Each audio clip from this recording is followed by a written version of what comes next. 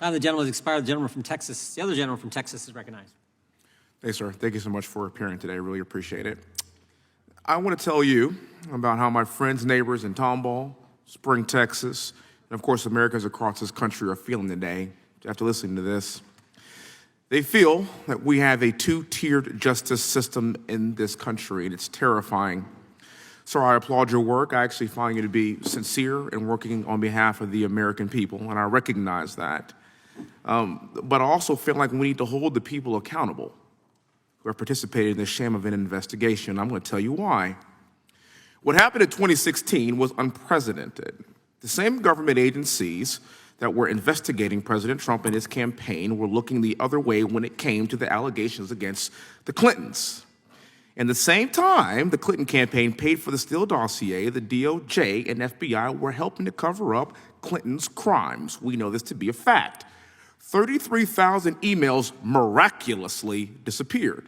Phones were smashed with hammers by the FBI. Even CNN fact-checked this, and it turned out to be true. Yes, CNN. And they refused to prosecute her. This selective prosecution doesn't only favor the Clintons, though, as we have seen in very recent history.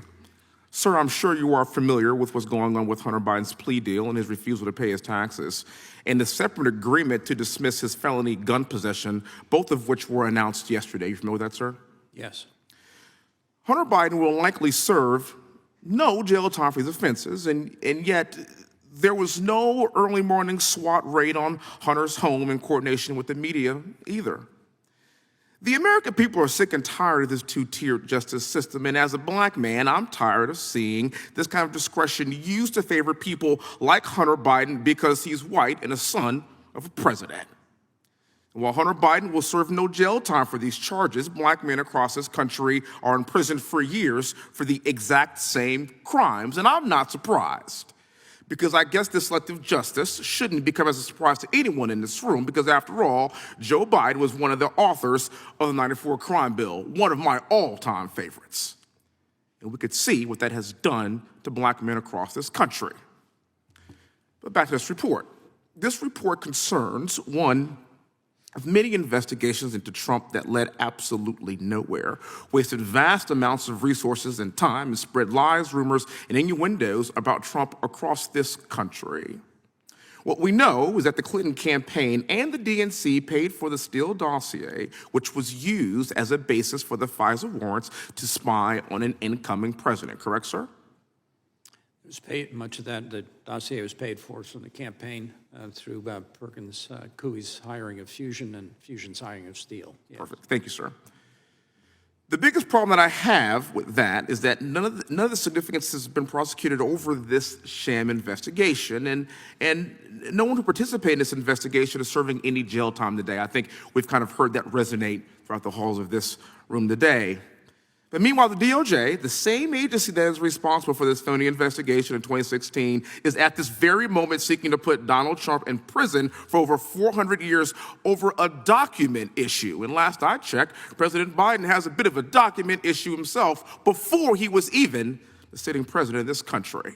And again, it's another example of this two-tiered justice system.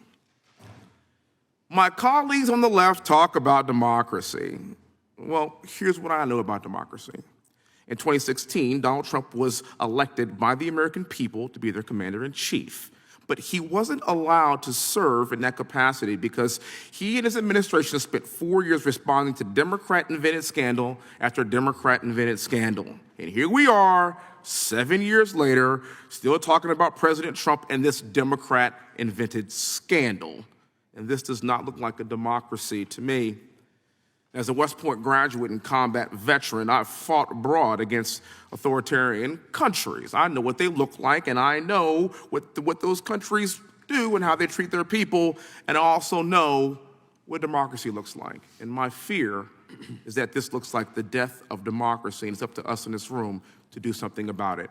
Sir, I cannot thank you very much for your time. Thank you for hanging in there. I really appreciate it. I yield back the rest of my time, Mr. Chairman. Gentleman yields back. Chair recognizes the gentleman from Wisconsin for 5 minutes. Mr. Durham, did you see evidence of collusion between Russia and the Trump campaign?